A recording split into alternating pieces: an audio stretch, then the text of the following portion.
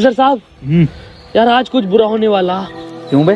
वो मेरी गांड घबरा रही है। दोस्तों, मैं आपका दोस्त साइंटिस्ट, मेरे YouTube चैनल को सब्सक्राइब करो और अपनी गर्लफ्रेंड को भी शेयर करो, और हाँ, मेरा घंटा बजाना न भूले। धन्यवाद। तो चलिए शुरू करते हैं आज की बकचोदी। वो सिर्फ इंटरनेट और किताब वगैरह में दी गई जानकारी दे रहे हैं। हमारा मकसद किसी भी धर्म या जाति का अपमान करना नहीं है। अगर जाने अनजाने में मुझसे कोई भूल हुई हो तो माफ कर देना भाई। दोस्तों, जैसा कि हम सभी जानते हैं कि मुसलमानों का खाना पीना, उठना बैठना, यानी कि हर एक चीज दीन इस्लाम के मुताबिक होती है, और ज्यादातर मुसलमान अपनी जिंदगी दीन इस्लाम में बताए गए तौर तरीकों के हिसाब से गुजारना पसंद करते हैं। और दोस्तों, क्या आप यह बात जानते हैं, इस्लाम धर्म में मांस खाना जायज बताया गया है, लेकिन यहाँ भी कुछ शर्तें हैं कि क्या चीज खाई जा सकती है और क्या चीज नहीं खाई जा सकती। ठीक उसी तरह जिस तरह इस्लाम में शराब पीना सही नहीं माना जाता, वैसे इस्लाम धर्म में सूअर का मांस खाना मना है। अब इसके पीछे असली वजह क्या है, इसे जानने के लिए मेरे अपने दोस्त साइंटिस्ट के साथ वीडियो के अंत तक बने रहने के। लेकिन हाँ, वीडियो शुरू करने आपसे छोटी सी रिक्वेस्ट है। वीडियो के नीचे रेड कलर का सब्सक्राइब बटन दिख रहा होगा, उस पर क्लिक करके सब्सक्राइब कर लें, और साइड में बेल आइकॉन भी दिख रहा होगा, उस पर क्लिक कर लें ताकि आपको वीडियो में सबसे पहले मिले। दोस्तों, हम आपको बताते हैं, मुसलमानों की सबसे पवित्र किताब कुरान पाक के सूरह 2 आयत 173, सूरह 5 आयत, इनके साथ साथ और भी कई आयतों के जरिए आदेश दिए गए हैं कि मुसलमानों को ऐसे किसी भी जानवर का मांस नहीं खाना चाहिए जो हलाल ना हो। ऐसे में अब कौन सा जानवर है जो इस्लाम में हराम बताया गया? दोस्तों, कुरान शरीफ में इस बात का जिक्र किया गया है कि मरे हुए जानवरों का मांस खाना हराम है। ऐसा जानवर जो किसी वजह से मर गया, वह जैसे एक्सीडेंट या फिर बीमारी वगैरह से मरने वाले जानवरों का मांस खाने से इस्लाम धर्म को मानने वाले लोगों को मना किया गया है। दोस्तों, सूरह 5 आयत इनमें लिखा है कि उसमें तुम्हें केवल मना किया है मृत्यु, पशु, खून, सूअर का मांस और वह सब जिसमें अल्लाह के नाम होता है, न कि किसी की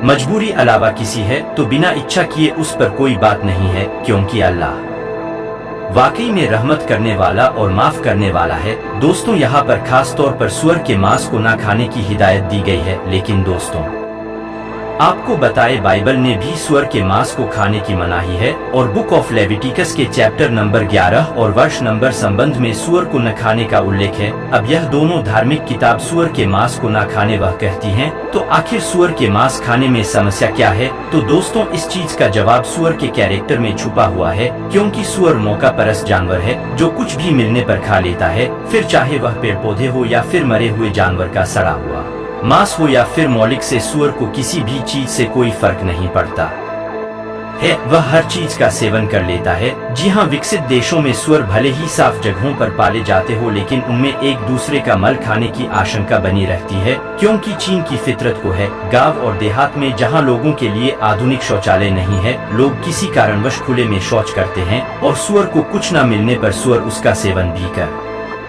लेते हैं। अब आप समझ गए कि सूअर किस लेवल तक चीज खा सकते हैं। हालांकि कुछ लोग यह तर्क देते हैं कि ऑस्ट्रेलिया जैसे देशों में सूअर का पालन पोषण यदि शांत तरीके से होता है, और हम इस चीज को मानते भी हैं कि वह सकता है, सूत्रों की जगह पर सूअर को एकदम अनुकूल वातावरण में रखा जाता हूँ, उसका पूरा ध्यान रखा जाता है। लेकिन आप चाहे इन्हें साफ रखने की कोशिश क्यों न करें, पर प्राकृतिक रूप से इन गंदगी ही पसंद आती है। अब आप इसे ऐसे समझिए कि भला आप बिल्ली के सामने दूध रख दें और यह उम्मीद तो नहीं कर सकते ना कि वह उसे छोड़ देगी, क्योंकि बिल्ली की फितरत नहीं दूध को पीना होता है। ठीक इसी तरह गंदे वातावरण में सूअर का रहना इतनी मजबूरी नहीं है, बल्कि इसकी फितरत है, और कोई भी जानवर अपनी आदत यह मजबूरी बदल सकता है, लेकिन फितरत नहीं बदल सकता। इसी वजह से सूअर के मांस से 70 अलग अलग तरह की बीमारियां जन्म लेती है, यहाँ तक कि इंसानों के शरीर में इसका मांस खाने पीले भी हो सकते हैं, जैसे कि गोलाकार कीड़े, निकले कीड़े या फिर दूसरी तरह के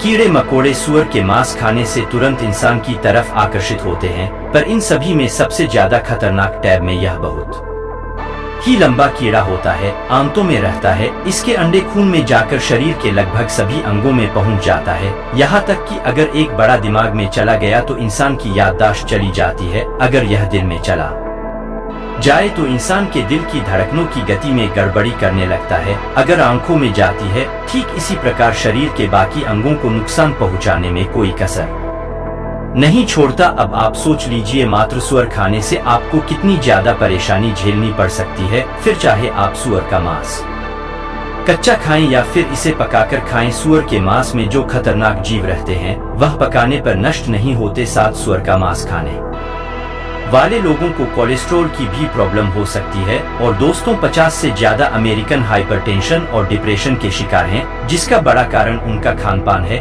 जिसमें सुअर का मांस एक बड़ी भूमिका निभाता है। इस वजह से कुरान पाक में सुअर के मांस को खाना गलत बताया गया कि सरकार न खाने की कुरान पाक में मनाई गई। यह कारण भी हो सकता है। सुअर पानी बहुत ज्यादा पीते हैं। जाने बच्चों को दूध पिलाने वाली मादा सुअर दिन में 30 लीटर पानी पी जाती है और नर्सों और कम से कम 18 लीटर पानी पीते हैं। ऐसे में जब इस्लाम धर्म की शुरुआत हुई तो वहाँ पर पानी की बहुत किल्लत थी, इसलिए सुअर को न पाने की जवाब मिल गया होगा। बाकी आपका इस विषय पर राहत दी गई है। तो दोस्तों मैं पूरी उम्मीद है कि इस वीडियो में आप सभी के सवालों का व्याख्यान है। कमेंट में बताइए। और ऐसे इंटरेस्टिंग वीडियोस को लगातार देखते रहने के लिए हमारे चैनल साइंटिस्ट को लाइक, शेयर और सब्सक्राइब तो कर देना। हम फिर मिलेंगे नए वीडियो में, तब तक के लिए जय हिंद, जय भारत।